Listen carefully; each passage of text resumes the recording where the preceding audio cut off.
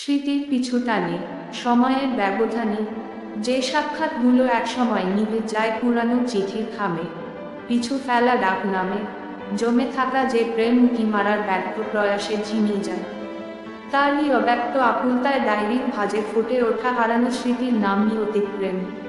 প্রায় বছর দশেক পর দেখা, টিফিন পিরিয়ডে স্কুলের বেঞ্চে যে গল্পগুলো জমে থাকতো সেই সবগুলো আজ পুকুরের ন্যায় উড়ে গেছে। পলকহীন দৃষ্টিতে চোখের পানে বোকার মতো তাকিয়ে থাকার মানে খুব কম জনেই বোঝে।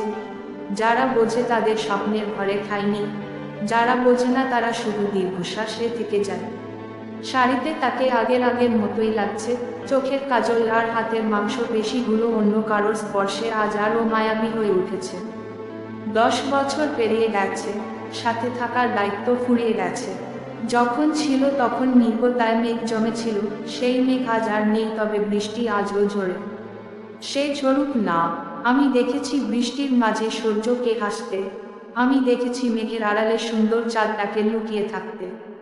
হেসে কথা বলা তো যেতেই পারে, কিছু কিছু সময় কিছু আবেগকে চেপে রাখার ক্ষমতা রাখতে হয়।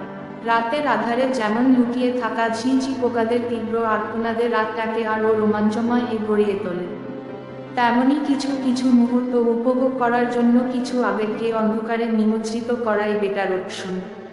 হোক না সে অন্য কারো, সব কিছু পেলেই তো নষ্ট জীবন।